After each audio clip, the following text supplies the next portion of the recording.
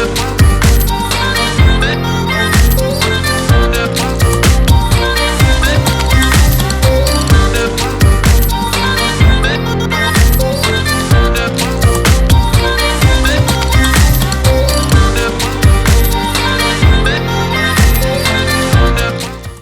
morning, good morning, good morning, and thank you for joining me on Tuesday's episode of the Roundtable Talk Show. I am your host, Sharifa Hardy, and I have an amazing group of people that we're going to introduce you to today.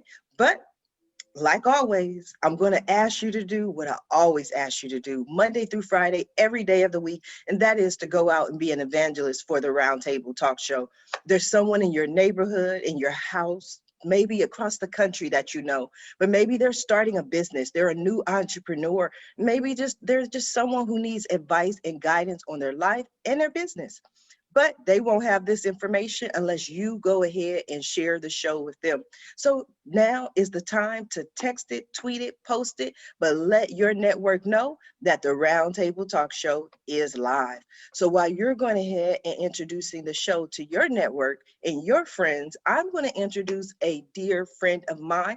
You've seen him here before on the Roundtable Talk Show quite a few times, but he also had a Roundtable Talk Show strictly with his team. And we learned a lot about what's going on in the world of Ask Us for Anything. I want to welcome Sir Sanju to the show. For over 10 years, Ganglani, I say it wrong. I have to fix it every time, Sir Sanju. That's why I don't say it. But media has been serving the global business community across Canada, USA, Europe, and Africa. They specialize in serving B2B and B2C clients requiring assistance in marketing, traditional and digital, with primary focus on search engine optimization, search engine marketing, social media, design, branding, print, website development, and most importantly, consulting. Good morning, Sir Sanju. How are you? Good morning. I think next time we're going to summarize and say, we make you money. And just leave it at that. I like it. But say the company name because I butchered it. I destroyed it, and that's horrible. Good. It's Ganglani Media. Okay. Or we shorten it to just GNL Media to make it easy. Okay, next time you come back, and I hope you're already scheduled, it's going to be GNL Media. Done. Sold. I love when you're on the show. I always tell people I actually know an actual knight, Sir Sanju. And I know we always tell that story, but can you tell us briefly about how you became a knight? Sure. So I went to war in 1812. No, okay. So, ooh, sir. So essentially, our big philosophy or big part of our business is, really being able to get back to communities and get back to uplifting others. So, I always tell, people that if I could, I'd just run this whole thing for free and just let people, help people grow their businesses and help them get to where they need to be to see success. So, through our work, we started working a lot with women entrepreneurs, women in school who needed scholarships and helping them get that boost. And people with just ideas that didn't really know what to do with it. And especially in the past year or so, where, people would either have a really great idea, but didn't have the resources and the know-how, how to make that happen, or reach a point in their business where they kind of plateaued and they didn't quite know how to move it forward. So, we were offering a lot of free consulting and assistance with that, even on the work side of it.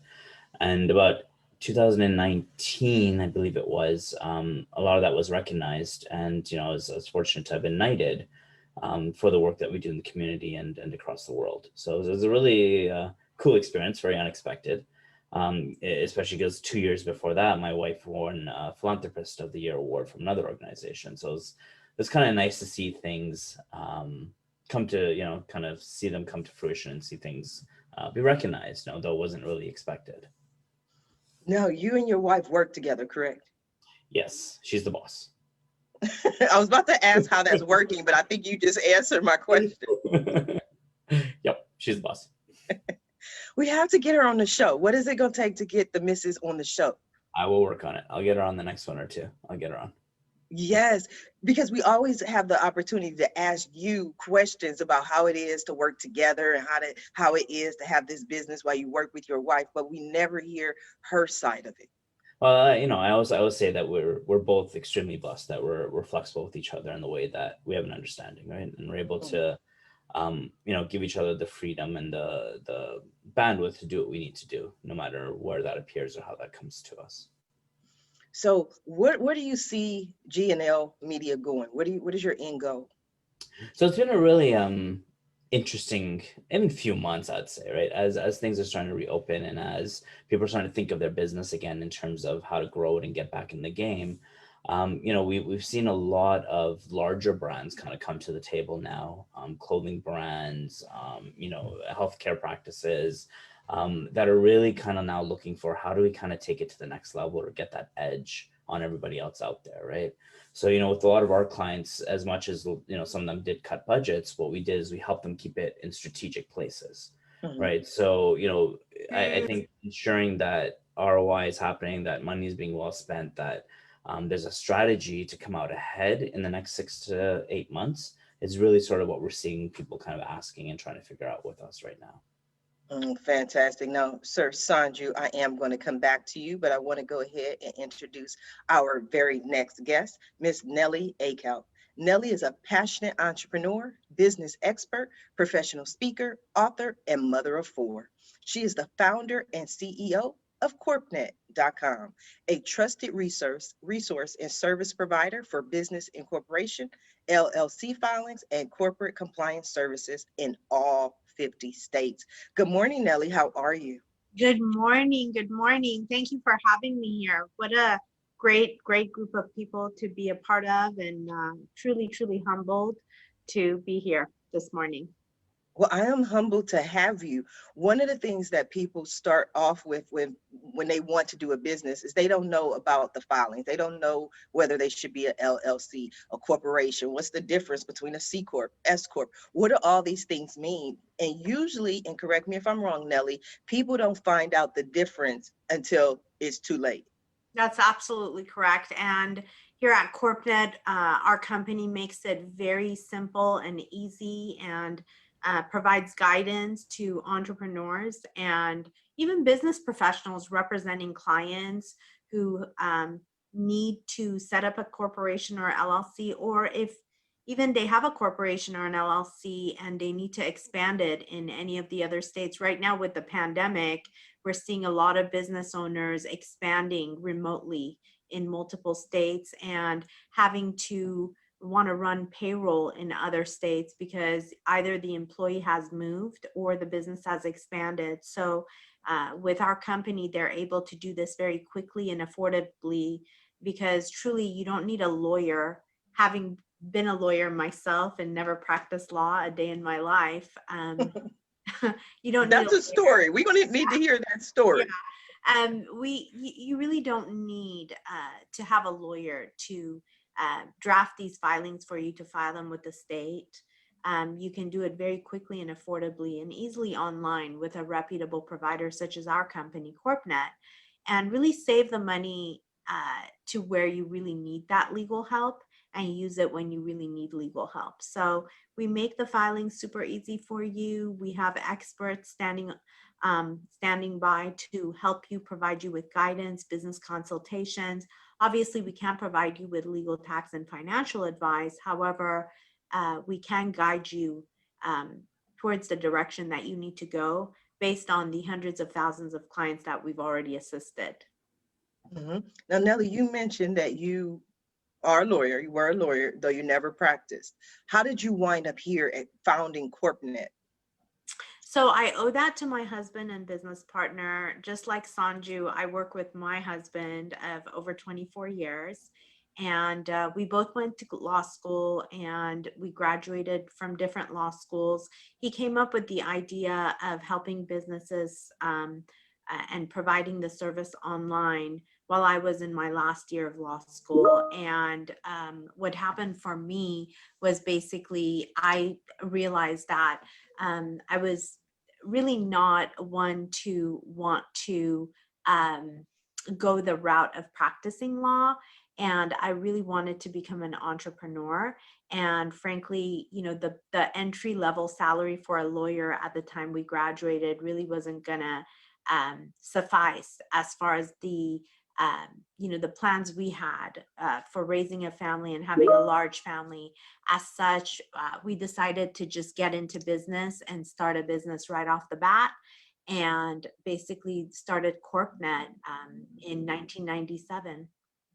Oh, wow. So you have been in business for years. That is amazing. Congratulations. Not many people have the ability to stand the test of time. Actually, we started our first company, which was a different filing service in 1997, and then sold that company to where it was nearly doing over a gross, lot of dollars per month in sales. And then in 2005, we sold that company to a publicly traded company, and took some time off, and then decided to start all over again with CorpNet in 2009. Wow, even from 2009 to have a business for that long, congratulations. I applaud you. I can see Nellie said, I can't even mention how much money we sold it for. Just know that we sold it and we made a lot of money.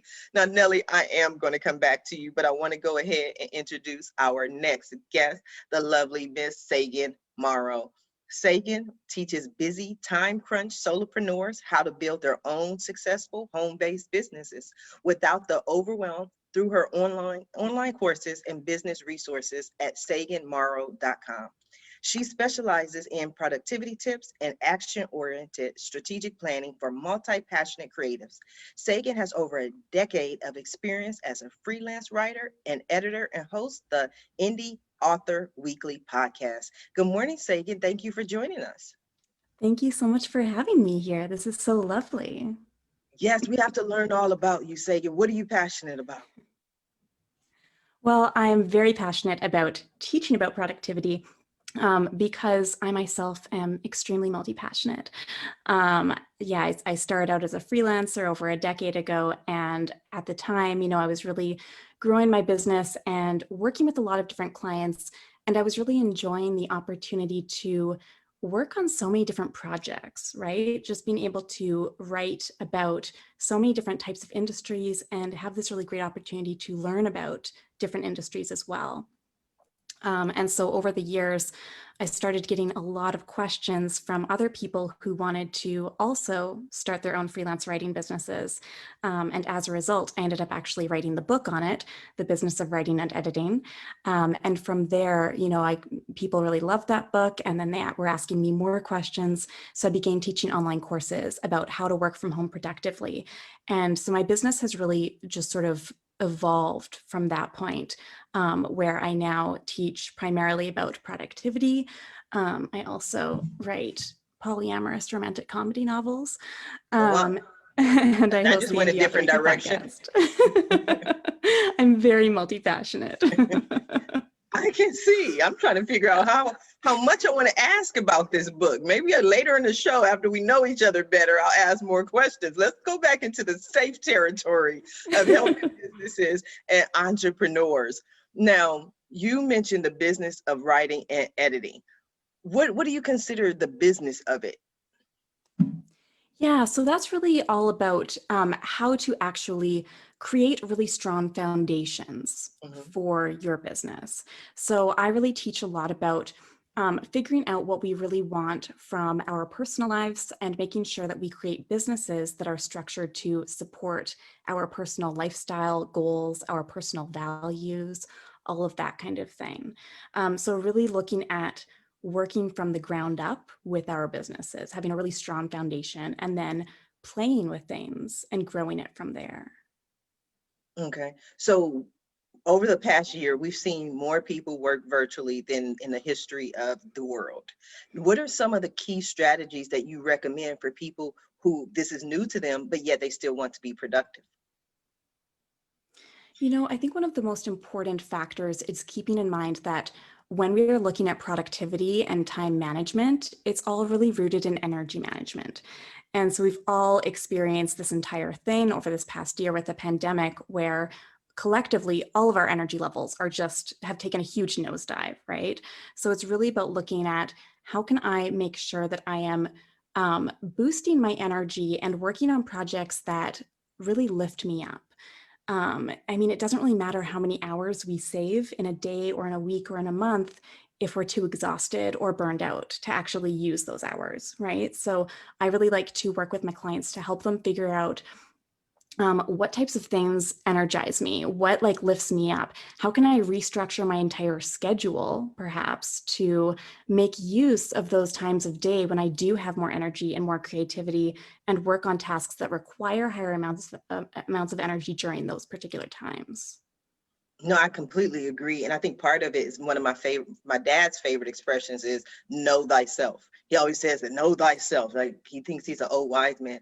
But I've learned to know myself. And I tell people all the time, like, if you really want my attention, you have to catch me before noon, like literally, because after about 2 o'clock, my brain, because I've been up since about 3 or 4 o'clock in the morning. So I know I'm more of a morning person. I can focus, I can engage, especially if you want me to be creative and consult and think of an idea. Let's do it early in the morning because I phase out later, the later we go. Now, Sagan, I am going to come back to you. I want to go ahead and introduce our very next guest, Mr. Kon Apostolopoulos. Kon is the founder and CEO of Fresh Biz Solutions, an HR consulting group that provides performance improvement and training solutions to help organizations develop their people, improve business results, and get the most from their talent management strategy. Good morning, Kon. How are you? Good morning, Sharifa. What a pleasure to be here with you, and what a great group of people to be with. Yes, everyone's so interested and diverse. I love that. Tell us a little bit about yourself. Who are you? What do you do? Great question. After all of these guys, I don't know if I can match that, but I'll try. Everyone says that. Well, I'm somebody who's passionate about helping individuals and organizations really achieve their goals. And like everybody here, I think I wear a lot of different hats in order to do that. I'm a business owner that has a boutique operation by the name of Fresh Biz Solutions, as you mentioned. And it's a company that was founded on a very simple principle that good ideas from one area can be applied to other areas and help different organizations, different departments, and different teams. One of the other hats I wear is that of an author. So Sagan, you and I probably need to catch up at some point. I wrote, while my friends were binge watching Netflix after the shutdown a year ago, a friend of mine and I sat down and wrote a book titled The 7 Keys to Navigating a Crisis. And it's a practical guide about how to emotionally deal with pandemics and other disasters. So we spent a good chunk of time trying to help people through that process and help them process their own emotions and deal with the situation in very practical ways. I'm a consultant and I'm a veteran of the change leadership and performance improvement industry, somebody who's had experience in large organizations within the Fortune 100 sphere, with privately held but large corporations, very complex organizations, but also working in smaller areas. In that, I specialize in human capital management, or talent management, as many people call it. I'm also a coach, and when I'm not coaching executives, I coach little kids. I coach sports, I coach soccer, especially with young girls. And my mission from that perspective is to give back to my community and be able to kind of influence another generation, the next generation, the future of our society, and help them build the skills that they need to be successful, both from a leadership perspective, from their ability to self-advocate, discover what's important to them, and set their goals at an early age to be successful from that piece. I'm somebody who I consider myself, I guess, a citizen of the world, because I've lived and traveled to 4 different continents over my lifetime. But right now I'm living the American dream here the last 25 years. If my name didn't give it away, I'm Irish. No, I'm actually kidding. I'm actually very Greek from that perspective. So I've traveled around. I come from a multicultural background and a lot of different perspectives from that piece, but I also recognize how beautiful this country is and how much opportunity it presents itself for us to make a difference. But more importantly, the hats that I wear are that of husband and father. You can't just stop there and just pause. I thought we were going to get a story, husband and father. Let's hear about that. Well, I'm a father of a beautiful daughter that is just started as a freshman in college. And she's part of this 2020 generation that was first impacted by the great pause. And I think that she is probably the one that's influenced me the most, both to write the book, but also to really understand the concepts of what I was writing about and how this impacts people. My daughter could have been sitting around feeling like a victim throughout this whole process, missing out on her last year of school, not knowing that, you know what, this is the last time when I actually set foot in my classroom and in the halls here. After 12, 13 years, where's my closure of all of this stuff? Where's my walk to get my certificate, my prom? But you know what? She taught me some very valuable lessons that I've incorporated in our book. And she showed me how to truly be a navigator during these times. So I have so much faith and so much hope in this next generation that's coming up. That is powerful. Have you ever done radio, or do you have a podcast? No, do you have a job for me? Yes, I do. I'll create one for you. But you know, you have this voice. It's just like mesmerizing the way you speak. So I was like, you have to have a podcast or something. Thank you. Thank you. I appreciate it. Maybe we can talk about that. We'll definitely talk about that after the show. But I want to go over to Nellie real quick, because Kon talked about his daughter and how she responded to this global pandemic. And you're a mother of 4, Nellie. So what are the age ranges and how did you deal with it? So I have a pair of twins, 19-year-old, which again, just like Kon, they were part of this whole global pandemic, and 2020 graduates, and were affected very much by this pause. And they're boy-girl twins who are 19, and they didn't get to have their normal graduation ceremony or go to the prom.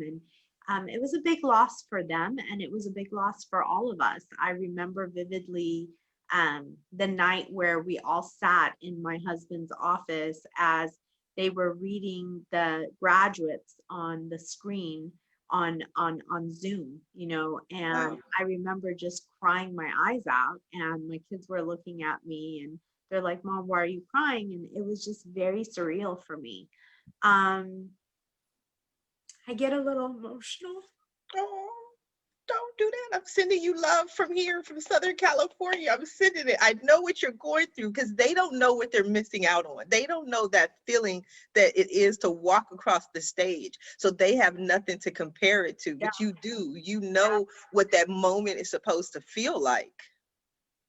I didn't know that it's gonna affect me, so much. It's been rough. It's been very rough. But my kids are very resilient, and they've been pushing through. My daughter, she was a 4.7. Oh, wow. I'm so sorry. No, it's okay. Do you want me to move on, or do you want to finish?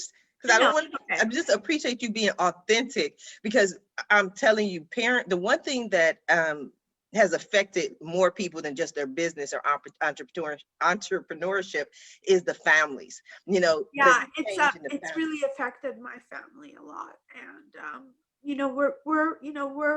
we're very close family, and but it's affected us a lot. My daughter, she was a 4.7, and she was on our dance team, and she got accepted to many different universities. And at one point we enrolled her in TCU, which is in Texas, and we were going to move out there. And then with the uncertainty of the pandemic, we just decided it may not be in the best interest of the entire family. So we stayed home, and because my other 2 kids, I have a boy who's 17 and a little girl who's 9. And it was just very hard on all of our family. My other 19-year-old twin, he was, he's a musician, so he was going to music academy. And it's just been really hard on every one of us, from the standpoint that we've all kind of, developed different kind of addictions from it. My daughter has developed a very, very severe anxiety disorder. whereby, you know, she's very, very anxious and it's getting treatment for it. But, you know, I think the pandemic has lent itself to her, you know, being really, really just sick and anxious and sometimes not trusting what she puts in her mouth, you know, and she thinks every time she eats, you know, she's going to get sick. I just was diagnosed with severe heavy post-traumatic stress disorder. Oh, I'm sorry Which, to hear that. and you know what, it's and I'm very open and honest about, you know, my issues, because I think everyone needs to hear about it. But I've you know, I guess this whole last year, I've been, you know, so traumatized and kind of compartmentalizing everything in different compartments to try to kind of, you know, push forward. And it's finally be catching up to me, you know, and it's resulting itself and showing itself and manifesting itself in no sleeping, excessive working, loss of sleep, loss of appetite, severe weight loss. And so I think we're all going through it and kind of manifesting it differently. And I think at the end of the day, you know, what I look at it is, you know, I'm not by any means trying to, you know, condone any sort of religion here whatsoever. Everybody has their own higher power, but I feel personally that this whole thing has an end game to it, whereby, you know, we're all going to come out some way or another stronger and more resilient and better in you know, our own shape and form, you know, because I feel that there is a plan out there, you know, and Yes. whatever is supposed to happen is going to happen. And, you know, you walk this walk, you know, whether it's a walk of shame or walk of happiness or walk of whatever it is, but you walk it because there's something at the end for you to gain. And we wouldn't be here if we weren't meant to be here. So I that's definitely kind of, agree. I definitely agree. And you were meant to be here this morning because I just appreciate you being so vulnerable and so authentic. Because everything I share a lot. And sometimes people say, Sharifa, you overshare. And I'm like, no, I just want to share what I'm going through because I know there's someone out there who's going through the same thing. So Nellie, just by you sharing, I guarantee you there's someone out there who had the freedom to feel whatever it is that they were feeling. Because one of the things that has happened is there's been more awareness of PTSD. Prior to COVID, people would think only vets are affected by PTSD. Now, everyone in the world, this is a global pandemic, has been affected in some form or fashion by this global pandemic. So I'm just sending you love. I'm sending you a big virtual hug to you. thank you so Yes. much. Thank you. Sanju, when you hear Nellie speak, you're a father. What are your thoughts? I think you hit it right on the head where it's they don't know what they're missing, right? It's not understanding that there is something else they should be doing or being a part of, right? So I have young ones. My daughter's turning 7 next month. My son just turned 3. So, you know, from their perspective, it's, you know, my 3-year-old's at home, right? And kind of sucks because he doesn't quite understand that there is actually another side that he should be experiencing. And, you know, to send him into a Montessori or whatever, it doesn't make sense at this point, right? Just from everyone else potentially being affected. And my eldest just literally started school 2 days ago, right? Because we've kind of kept her home again, just because it's unknown, right? And it sucks for her because she, you know, you slowly see that online class size decrease, and she's like, well, why can't I go in? Or, you know, oh, there's only one person left online, and you know, so it sucks, right? And again, it's not as bad. You know, I mean, Nellie, I feel for you because I totally get it, and I mean, I would be the same, right? It's just it's not a nice feeling, right? Especially you feel bad because like you experienced it, and now they can't experience it, and I mean, I can only imagine how you feel. And then, you know, the same thing like Sharifa. I mean, my love and my hugs and everything out to you guys, and I hope, you know, everything pans out the way it should. It's a big loss from the sense that, you know, we can't, you know, for example, I have a 9-year-old, and, you know, my 9-year-old has created this online group of friends. And although we try to balance it out for them and we try to balance as much as we can, the problem is that even if we're don't have our reservations of having friends over and allowing friends to come here. And even while they're at our house, to maintain social distancing, you know, the parents of the other kid may have certain reservations. So it's been a big loss for my daughter in that, you know, now she's resorted to gaming online. And, you know, and we kind of look at it and we go, well, how can we prevent her from not doing that? You know, all her friends are online, and this is her way of kind of connecting with her friends. But at the same time as this is happening, it's a loss for us because we see her kind of just, you know, online with her friends. And, you know, she has older brothers and sisters that are about 10 years apart from her. So it's a little bit harder for her because she'll be like, well, you know, they're not here, they're out, you know, what do you expect me to do? So it's just all in all, you try to make the best out of it, but you have to pick your battles too, you know. And for us, you know, we're just taking it one day at a time. It's been a big shock. It's I really feel like I'm in a nightmare still to this day. When I walk out and I'm wearing a mask and I see everybody else, I kind of wonder to myself, like, are we ever going to go back to norm? Is there going to be a normality? What is the norm? What is the new normal? You know, how is it going to be? So it's, you know, you have all these things that kind of go through your head. Absolutely. And Nellie, let me jump in if I may, Sharifa. In researching the book that we wrote about the pandemic and about the emotional reaction that we have on this with my partner, some of the things that came out, and it's important to understand that what you're describing is a very large spread issue. The pandemic fatigue is real. The concerns are real. The World Health Organization was reporting probably more than 1 billion people that were registering new cases of anxiety, stress, depression, all of them related to this whole thing. Some of the biggest things that come out of this is realizing that first and foremost, part of our coping mechanism is that understanding that there's a difference between danger and fear. And I would encourage you and all of our listeners to understand the difference. Danger is very real. The possibility of getting infected from the disease or suffering the consequences of that, mild or otherwise, are very real. So we need to take precautions. What you're doing is the right thing as far as using common sense, wearing your mask when you need to, social distancing, doing the things that we know work. The problem is that too many times we allow our fear to jump in and we make fear-based decisions, which are not always the right ones.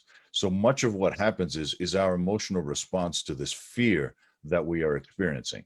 And sometimes, like I was talking about, we react as a victim, and sometimes we feel like we're the only one that's being impacted by this. And we start getting into that frame of mind where, why is this happening to me? Why is the world conspiring against me? And we feel like a victim. Or sometimes we get into more aggressive mode and we start criticizing. Well, why do I have to wear my mask? Or why shouldn't everybody be wearing their mask? And we start criticizing no matter what. Or we get into this freeze mode of the bystander where we say, okay, you know what? I'm just going to wait and see what Sanju does, and then I'm going to jump in. I'm just going to hang back here and see what happens. But truly, the way to look at the situation and try to regain some sense of control in all of this and some balance in what you're seeking is to become a navigator. That fourth response that we're seeking. And that's really assessing what's happening around me. What's good and bad about this change? How can I deal with this individually or with others? Can we work together with this?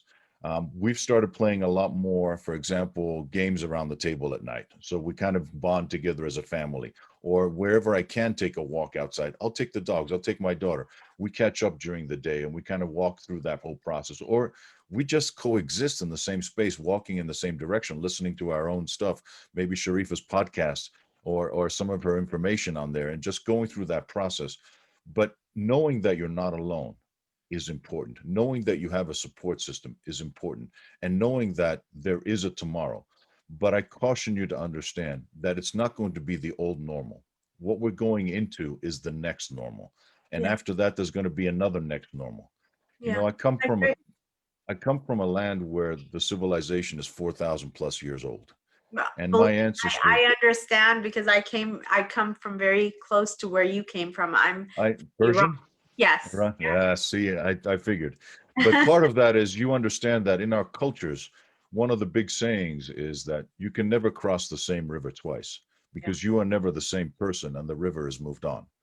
And it's Ooh, I like that. understanding that there's going to be a next normal and then another next normal and then another next normal. And the minute you understand that, your expectations change. Children are very resilient. I can guarantee you that.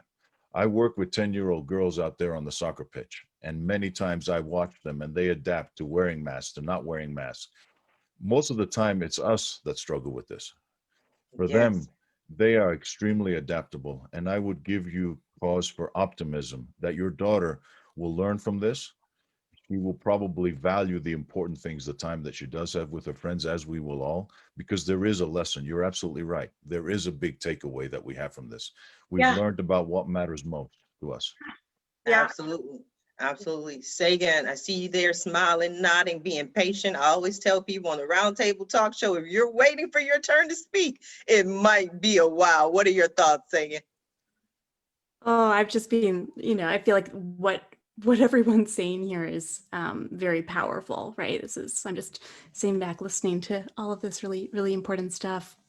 But I definitely feel that, what you've all been saying is so true. And really, like, when we are going through these types of things, to acknowledge and accept how we feel, right? And what we are going through. I think so often we tend to try to avoid what we're feeling because it is raw and it's painful and it's really hard. But what I often teach my productivity clients is that we can't overcome our obstacles and what we're feeling unless we really identify exactly what it is, right? And unless we really accept and acknowledge it and almost lean into it and feel it. And then we can start to sort of handle it, right? So in that sense, it's often around, procrastination and perfectionism and all these types of things, all these fear-based types of issues, right? And really digging deep to understand what is going on here and what can I do in this moment that I can have some semblance of control over, right? What can I do at this particular time just to keep moving forward? Mm-hmm. Sir Sanju, what are your thoughts? Yeah, I mean, it's so true, right? And we see it everywhere. We see it with our parents, we see it with our kids, we see it with our neighbors. And I think, even beyond us in our age group, I really think it's our parents and the elderly that are really, unfortunately, like, you reach that age, you're like, this is not what I thought my life would be, right? I'd be hanging with my kids, hanging with my grandkids, and having that restriction that, you can't travel, you can't do anything. And then that onset of loneliness. And I think that's where, me at least, like Nellie, we're very, very close family.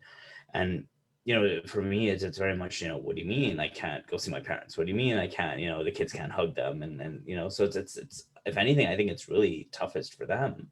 And again, just because as you grow up and as you go through your life, you always have this picture of retirement and this picture of what it's going to be like, right? And it's unfortunate, it's been stolen from them, right? And it's just, I definitely agree, because you were just reminding me, one of my dear friends, I always talk about Mrs. Sally Martin, and she is literally 99 years old. She will be 100 years old in December, and I'm praying she has a few years left on this earth. But I really believe that had it not been for COVID, those years would have been a lot longer. Mhm. She used to, prior to COVID, she used to go to the senior citizens club, wherever their meeting was. She used to go to yoga. She used to walk a mile each way every day. And she has been forced to sit in the house and do basically absolutely nothing. She talks on the phone. She calls me 8 times a day just to talk about what she had for lunch. But what was interesting is, about 7 months ago, I was trying to help her and give her advice. I said, what you need to do is get some kind of type of exercise that you can do in the house. Maybe you can go to YouTube, watch some of the exercise videos, or maybe get a stationary bike. And she's like, no, I don't want to do it. It'll be fine. Yesterday, she calls me and was like, I didn't think this pandemic was going to last this long. Can you look for a stationary bike for me? And I was like, yes, I'll look for it. But in my head, I'm like, okay, it's been a year. You know what I mean? I don't know if this stationary bike is going to help now, but, I'll look for it. So I know through this whole pandemic, she has just been struggling. I fully agree. Yeah, if you don't mind, can I change the topic a little bit? I don't mind at all. That's what we do at the Round Table Talk Show. All of us obviously help new companies or startups or people grow their businesses. I was wondering what all of your, when someone comes to you with a new business, what's your number one tip to them? Where would you like to start? Oh, Nellie, go ahead. I always look at them and I say, just, are you passionate about what you want to start doing? Because it really starts with passion, in my opinion. I don't look at my job as a job, and it's never like a job for me because I love what I do. So it's really easy to, stay up till 3 a.m. or get up at 5 a.m. because when you love what you do, it really is not considered work. And when you love what you do, it comes out very authentically. And as a result, whoever is on the other end wanting to purchase your product is very convinced to do business with you, even if it's a higher price point than your competitor. And I think it has to do with that authenticity and genuineness that goes along with it. So for me, the first thing I always ask anybody who wants to start a business, because, I have entrepreneurs in my house, my kids are all entrepreneurs and they're always coming up with new business ideas. Hey, Mom, what do you think about this? What do you think about that? And the first thing I always ask them is, are you willing to give it all you've got, stay up all day and all night, and do what it takes to make it grow and become a success, even at the expense of, letting go of social life for a little bit, and are you so convinced that it's such a great idea that you would buy it yourself, or you would use it yourself? So I really think it boils down to passion as the starting point. I love that word, passion. That's why I always ask the guests on the show, what are you passionate about? As a business consultant, the number one question I'm often asked, because people want to cheat, they want a little cheat sheet. So they say, Sharifa, what is the one business, if I start this business, I'm just going to make a lot of money, or I'm just going to be successful? What business am I guaranteed to be successful? What business is guaranteed to work? And I always say, it's the one business you're willing to do day in and day out. That's the one that will work. That's the one that will be successful. I love to hear your thoughts, Kon. I don't normally work with startups and entrepreneurs that's starting out early on, but when the occasion that I am asked about my advice, Sanju, like Nellie said, I do ask them about what they're passionate about, but I generally continue with a series of dumb questions that kind of prompt them to think about this. I'd rather be the one that kind of pokes holes in their idea, and that's part of the reason why they come to me from a very practical standpoint. Many of the young people that I've worked with in the last couple of years that have come to me for advice along those lines, we sit down and we talk through that. Again, what are you passionate? Why are you doing this? Why? What does this represent? If you're just doing it for a quick buck, that's not going to take you very far. But if you're looking at it, ask those questions. What is it that you're trying to accomplish? Who are you trying to serve? How is this going to help them? How are you going to get from point A to point B? Asking all of those practical questions that those of us that have been in business for many, many years understand are inevitable. Just because you think it's a good idea, you still need an audience to be able to get to that. Otherwise, if Sharifa didn't believe that her message would get out there, she'd be just sitting in her basement, just talking to herself in the mirror. But because she knows that her message and the audience that she represents is interested in what people have to say, she brings us on board and we have that conversation. You need to have an understanding of why you're doing it and how is this going to help others? How is this going to serve? If you're in business, are people going to buy your product or your service? Are they willing to pay for that? Are they going to see the same value? And if you start with that in mind, with that end in mind of how am I going to serve others? How am I going to provide value to others? that's a great place for you to be able to go into as an entrepreneur. Yes, I love it. Sagan. Yeah, I totally agree. The way that I often describe it is what makes your heart happy, right? I really encourage my clients to start from that sort of standpoint in terms of what do you love doing, what's really enjoyable to you. The other side of the coin that feel very strongly about is also to make your own rules, to really customize strategies, rather than copying and pasting exactly what we see other businesses doing. Instead get inspiration, ideas, guidance from them, and then make sure that we are customizing everything to really fit what works for us. There is no one perfect platform or one perfect technique that's going to work for everyone, because we are all unique human beings. Our businesses are all different and unique. And therefore, the more that we can tweak things and personalize them to our situations, the more that we're going to stay motivated to keep moving forward.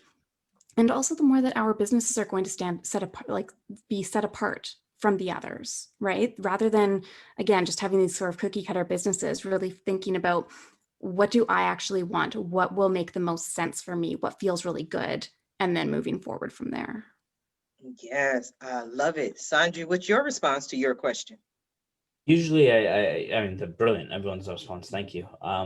For me, it's very much I believe in how you live your life and how you do things. So for me, it's really about not necessarily what you're doing, but how you're doing it. Understanding that like everyone said, there is no shortcut. There is no easy way to do this. It takes work, it takes time. But the key is, as long as you're doing it in a way that is ethical or, you're okay with, just don't give up, because there's going to be so many opportunities to give up. And that's sort of the real test of it, is if you're getting into this, you need to get into this, with your shield and your armor, and just don't give up. Okay, so we're going to go in yet a different direction. Now, Sir Sanju, we're going to find you a new client, okay? All right. We have Sagan over here. She has this book on polyamory, and she wants to get it out there. So what are you going to tell a new prospective client about how to market her book? Just call me. No. Well, obviously, it's making sure that we're hitting the right audience, right? It is a bit of a specific audience and target that you're going for. Leveraging social is going to be your biggest. That's where really people are going to get it. It's a really big impulse buy for you. So building that story out and selling it through social is probably your best way to do it. And then obviously, as you build audience, do a little email marketing and kind of get the word out that way. And then you partner with our PR friends and get some PR out there in terms of getting the word out in terms of the book and the characters, and building those stories out for people so they want to resonate with it and they want to read it. Yeah, see, we got some advice, Sagan. So what made you, and this is interesting to me, because it's very rare, right? It's a topic that is very rare, but I just happen to have a good friend of mine who's into polyamory, and he's been that way for about, I can tell you, at least 30 years. So it's interesting to have this discussion. So why polyamory? Why this book? Well, yeah, it's actually a whole series of books. So I've written and published 7 polyamorous rom-coms in the past 2.5 years or so. And really the big thing for me was that it had taken me, nearly 3 decades of my life to realize that I identify as polyamorous. And a big part of it was understanding that it was because we don't see these stories in Hollywood. We don't read about them. If they are portrayed, they're always in a fantasy sort of setting or in a dramatic kind of setting, science fiction, that kind of thing. We don't really see them as contemporary, and we don't see them as these lighthearted sort of experiences. So really the kind of mission around my Polyamorous Passions series is to normalize alternative relationship styles, which comes back again to the whole concept of make your own rules. We don't all just need to have monogamous relationships just because that's the way that society has always taught us. There's always going to be different things for different people. So really looking at, what are all of our options? If we're monogamous, are we actively choosing monogamy, or are we just doing that because that's kind of the only option that we've ever heard about. So that's kind of what it's all about, and really looking at how can this be fun, right? How can this be, the dating experiences that my characters have, right? The conversations that they have, it's all very lighthearted. It's all has that sort of comedic lens to it, because we don't need another heavy type of thing, right? It can be fun and it can be lighthearted. Very interesting. So you created this entire series so you can show this life in a different, oh, that's very interesting. I have so many questions, but I'm running out of time, so I can't even go into half the questions I have. And half the questions I have may not be appropriate for morning viewing. So I'm gonna go over here where it's safe. I'm gonna move back over to Kon. Kon, now tell us. I did want to ask this question seriously. With human resources, I believe this industry is one that has suffered in the past year, because for decades we've had traditional employees in the office. I can see what they're doing. I can see what they're not doing. I can walk over and have a conversation with them and let them know what to do or what not to do. But now when you're in a virtual world, it's like, okay, how do I deal with all of these issues? So have you seen more human resources issues over the past year?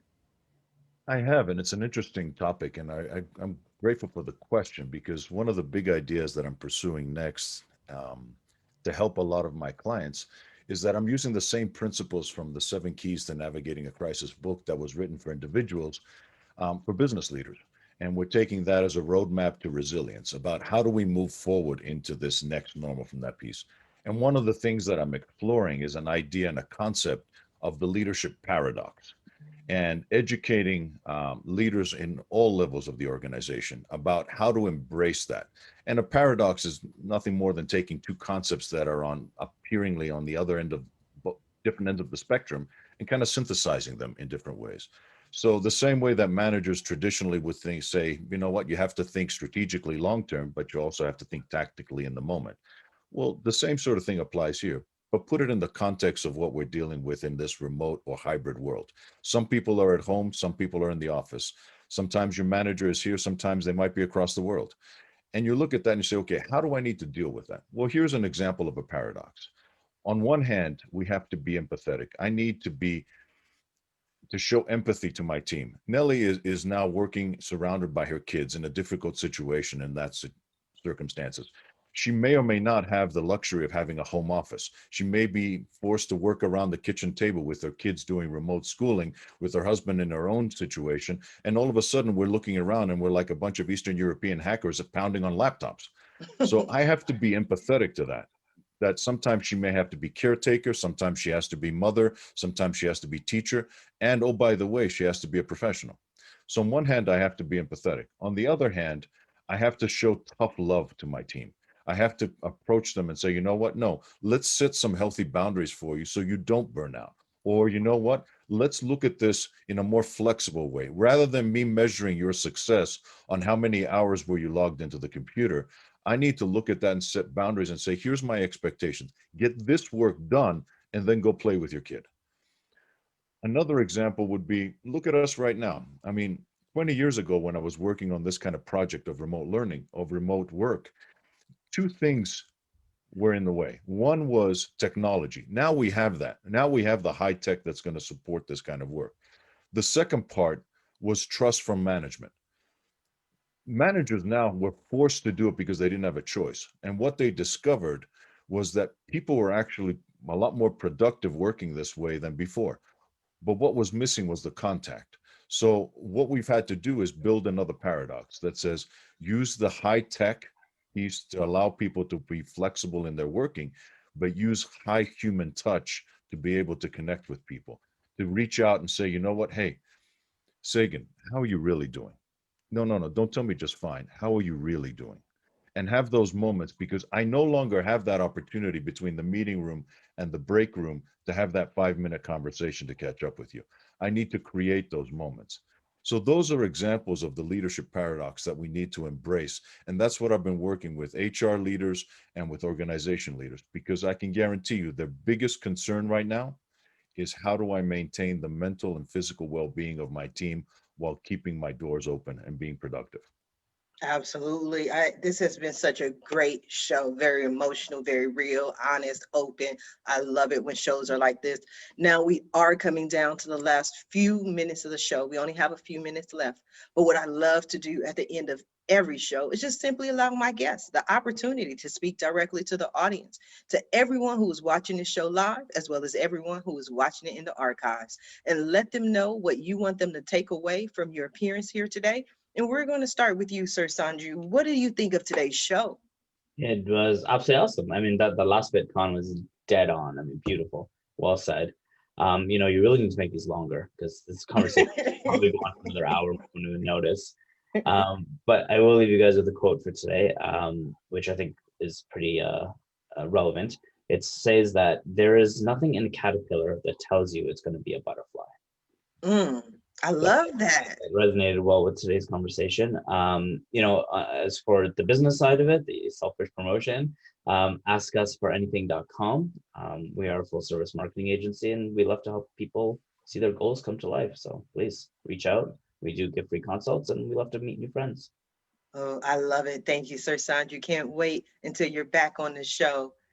Sagan, what do you have for us? Yeah, so I would say that, a really big piece is to tune in and trust yourself, right? You know you best and you know your business best. So trust that and go with it. I also have if you want to learn sort of more about time management, productivity, energy management, I do have a time-saving tips cheat sheet to save 10 plus hours every single week in your business. So you can grab that at saganmorrow.com/save time. And I hang out a lot on Instagram to sort of share about being multi-passionate, productivity, being polyamorous, and writing the romantic comedy novels and all of that kind of thing. So you can always hang out with me there at Sagan Lives. And thank you so much for having me on the show. This has been so wonderful. This has just been great. You are so wonderful. I don't know if I'm ready to come hang out with you, Sagan. You might introduce me to a whole new world, and I don't know, I might like it. So we'll see. Kon, what do you have for us? I like that I'm used as a counterbalance to Sagan. Oh, okay. You noticed. I noticed. Okay. All right. So I'm going to follow Sir Sanju's lead and kind of start my close out with another quote. One of my favorites and one of my guiding quotes is that luck is what happens when preparation meets opportunity. I would encourage people, keep working on the things that you're passionate about, like we talked about. Keep doing all of that work that most people don't see, especially if you're an entrepreneur. Most people will never see the work that you put into that. But do that preparation work, get ready, and when the opportunity presents itself, you will be there. That's when everybody says, how did he or she get so lucky? They don't know what goes into that piece. So I would encourage people, keep up the good fight, keep doing the work, use this time as a preparation for when things open and when we all become butterflies, Sanju, and we can open up from this closure that we're in right now. Thank you, Sharifa, for having me today here. Thank you to the other panelists for a wonderful conversation. And I'm sending out nothing but love to you guys. And if I can help in any way, Sharifa, we've got a lot of wonderful tools for your audience. If anybody reaches out through LinkedIn, they can find me under Coach Kon with a K, not a C. And I do that on purpose because it's hard to get people to trust you when you spell it with a C. And then from that, beyond that, Fresh Biz Solutions for any additional tools and resources. Yes, I love it. I love it. Thank you, Kon. I appreciate you being here. Nellie, I appreciate you for being so authentic and so just a blessing. What do you have for our audience, Nellie? Anyone who is thinking of starting a business during this global pandemic, if you have the passion, if you have the heart, and if you feel like it's going to help the world, just go for it. It's so easy these days to start businesses online, and we're here to help you. Check us out at www.corpnet.com. We're obviously always there to assist you, guide you, and provide you with a free consultation and help you navigate all the ins and outs and all the documentation needed to start and legitimize your business. And all I can tell you that, if you have an idea is just an idea until you make it into reality. And a business dream is only a dream and an idea until you make it into reality. And you and only you have the power to make that happen. So when you're ready, come to us and we'll help you make your business dreams into a reality. Well, I'm ready, Nellie. So at 9:01, your phone is going to ring, and I'm pretty sure I'm going to get customer service, but I'm saying, no, I want to speak to Nellie because I have some questions. I want to speak to her about how I can expand and grow my business, which is what I'm doing right now. But this has been an amazing show. I loved it. I'm grateful. I thank you all for being here. And I especially want to thank everyone who tuned in to watch the show live, as well as everyone who is watching it in the archives. We definitely appreciate your support. We appreciate you for watching. We appreciate you for sharing. But I always ask, please support our guests. Our guests are here with you this morning to share their stories and their business and their journey. So support them. Their website link is in the Facebook post. But I always ask, please don't just visit the website. Follow them on social media. Reach out to them. Connect to them. And when you do, please let them know Sharifa Hardy says hi. Now, if you're interested in more ways that I can help your business, or maybe you want to be a guest on the Roundtable Talk Show, please visit my website at asksharifa.com. Until tomorrow morning at 8 a.m. Pacific, everyone have a safe and a blessed day. Bye now.